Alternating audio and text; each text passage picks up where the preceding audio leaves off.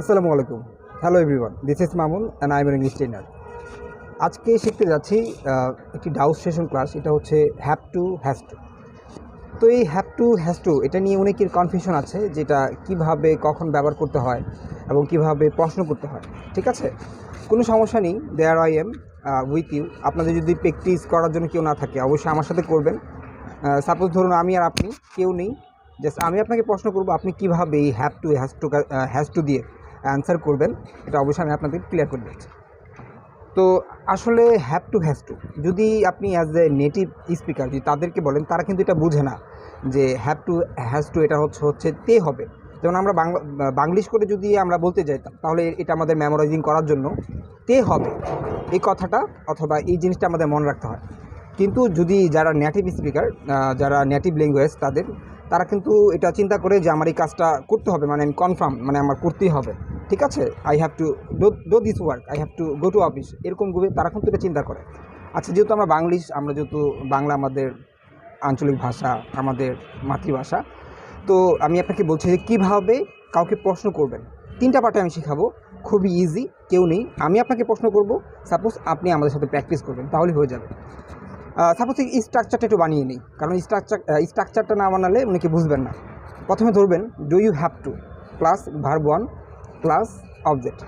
Do you have to কীভাবে আমি বলি, এই do you have to cook food, do you have to cook food, তোমার কি রান্না করতে হবে? এই যে তে হবে, মনে রাখার কৌশল, তে হবে, প্রশ্ন করছি।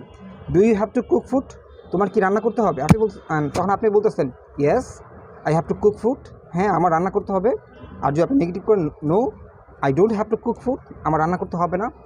Do you have to go to market, do you have to go to market, এই তোমার কি মার্কেটে যেতে হবে? Yes I have to go to market, আমার মার্কেটে যেতে হবে। I don't have to go to market, আমার মার্কেট যেতে হবে না। 3টা প্যাটার্নসে করবেন, ঠিক আছে? তাহলে মনে থাকবে। আচ্ছা, আবার বলতে পারেন যে do you have to cricket, do you have to play cricket, তোমার কি ক্রিকেট খেলতে হবে? আপনি বলতে পারেন yes I have to play cricket, হ্যাঁ আমার ক্রিকেট খেলতে হবে। I don't have to play cricket, আমার ক্রিকেট খেলতে হবে না। আবার বলতে পারেন do you have to dance tonight, তোমার কি আজকে রাত্রে নাচতে হবে? Yes I have to dance this night, no I don't have to dance this night. আবার বলতে পারেন যে do you have to iron this shirt, তোমার কি এই শার্টটা আয়রন করতে হবে? Yes I have to iron this shirt, no I don't have to iron this shirt. আবার বলতে পারেন do you have to talk to someone, তোমার কি কারোর সাথে কথা বলতে হবে? Yes I have to talk to someone, no I don't have to talk to someone, না আমার কারোর সাথে কথা বলতে হবে না। আবার আপনি বলতে পারেন যে do you have to buy mobile, do you have to buy mobile, তোমার কি একটি মোবাইল কিনতে হবে? Yes I have to buy mobile, no I don't have to buy mobile, আমার মোবাইল কিনতে হবে না। আর বলতে পারেন do you have to meet someone, তোমার কি কারোর সাথে সাক্ষাৎ করতে হবে? Yes I have to meet someone, no I don't have to meet someone, আমার কারোর সাথে সাক্ষাৎ করতে হবে না। তো এইভাবে করে কিন্তু আপনি প্রশ্ন করতে পারবেন, ঠিক আছে? আবার এটাকে আপনি যদি ডাব্লিউএস বানান, যেমন why do you have to go to market, কেন তোমার মার্কেটে যেতে হবে? Why do you have to go to market, কেন তোমার মার্কেটে যেতে হবে? আবার আমরা অনেক সময় বলতে পারি যে কী কিনতে হবে মার্কেট থেকে, what do you have to purchase from the market, কী কিনতে হবে মার্কেট থেকে।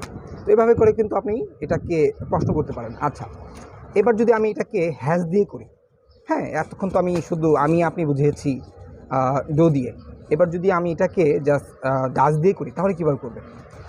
জাস্ট এভাবে ধরবেন ডাস, তারপরে হচ্ছে আমি এটা জাস্ট কয়েকটা এক্সাম্পল দিই। যেমন বলতে পারেন যে does your father have to go to office, এই তোমার বাবার কি অফিসে যেতে হবে? Yes my father has to go to office. যখন থার্ড পারসন সিঙ্গুলার নাম্বার এসে গিয়েছে, ফাদার মাদার, ঠিক আছে, তখন কিন্তু আপনাকে এখানে হ্যাজ টু দিতে হবে। Does your father have to go to office, তোমার বাবার কি অফিসে যেতে হবে? Yes my father have to go to office, আমার বাবার অফিস যেতে হবে। আর যদি বলে no my father doesn't have to go to office, না আমার বাবার অফিসে যেতে হবে না। এখানে যেহেতু থার্ড পারসন সিঙ্গুলার নাম্বার, এই কারণে আপনাকে মাই ফাদার দিয়েছেন এবং ডাজ দিয়েছেন, নট দিয়েছেন। এবং অবশ্যই ডাজ নটের পরে হ্যাভ হবে, কখনোই হ্যাজ হবে না, এই বিষয়টা মনে রাখবেন। ইয়েস মাই ফাদার, নো তা বলতে পারেন যে no my father does not have to go to office. আরও বলতে পারেন যে বোঝাচ্ছি আপনাদের যে does your mother have to cook food, এই তোমার মার কি রান্না করতে হবে? Yes my mother has to cook food, no no my mother doesn't have to cook food, না না আমার মার রান্না করতে হবে না। আবার আপনি বলতে পারেন যে does your father have to go to park, এই তোমার বাবার কি আজকে পার্কে যেতে হবে? Yes my father has to go to park. No no my father doesn't have to go to park. ঠিক আছে, এখানে আপনি থার্ড পারসন সিঙ্গুলার নাম্বার, আবারও বলছি হ্যাজ টু হবে, এবং এটাকে যখন আপনি নেগেটিভ করতে যাবেন জাস্ট ডাজ নট লাগিয়ে দেওয়ার পরে অবশ্যই হ্যাভ টুটা দিতে হবে। এই does your sister have to go to college, এই তোমার বোনের কি আজকে কলেজে যেতে হবে? Yes my sister has to go to college. No no my sister doesn't have to go to college. আচ্ছা, আবার বলতে পারেন যে does your friend have to go to market, এই তোমার বন্ধুর কি আজকে মার্কেটে যেতে হবে? Yes my friend has to go to market, হ্যাঁ আমার বন্ধুর কী যেতে হবে? মার্কেট যেতে হবে। No no my friend doesn't have to go to market, আমার বন্ধুর আছে কী যেতে হবে না? মার্কেট যেতে হবে না। আবার বলতে পারেন যে এটাকে যদি আপনি ডাব্লিউ দিয়ে করে থাকেন যে why does your father have to go to market, কেন তোমার বাবাকে আজকে মার্কেটে যেতে হবে? ঠিক আছে, why does your father have to go to market, কেন তোমার বাবাকে আজকে মার্কেটে যেতে হবে। আর বলতে পারেন যে why does your mother have to cook something, কেন তোমার মাকে আজকে কিছু রান্না করতে হবে। তো এভাবে করে কিন্তু আপনি এটাকে তিনভাবে করা যায়, তো যার যেরকম ভালো লাগে এভাবেই আপনারা করতে পারবেন। ঠিক আছে, I have to do something, I have to cook something, I have to learn something, I don't have to learn something. আর বলতে পারেন যে I have to go there, I don't have to go there, do I have to go there. ঠিক আছে, তিনভাবে করে practice করবেন, কেউ নেই, যেহেতু আমি আপনাকে প্রশ্ন করছি আপনি আমাকে প্রশ্ন করেন, অবশ্যই হয়ে যাবে। তো আজকের জন্য এই পর্যন্তই। পরবর্তীতে আমরা এটাকে কীভাবে আপনার প্যাসিভভাবে করা যায়, যেমন এই জায়গাটা পরিষ্কার করতে হবে। ঠিক আছে, এই জায়গাটা এটাকে আমরা সাবজেক্ট দিয়ে করতে হবে, গাছে উঠতে হবে, অথবা ওই বিল্ডিংটা ভাঙতে হবে। ঠিক আছে, আবার বলতে পারেন যে কাপড় চোপড়গুলো ধুতে হবে। তো এইভাবে আমরা কিভাবে করব, এটা খুব সুন্দর করে আমি একটা ভিডিও নিয়ে আসবো আপনাদের জন্য। তো আজকের জন্য এই পর্যন্তই। No more late, take care, have fun and আসসালামু আলাইকুম।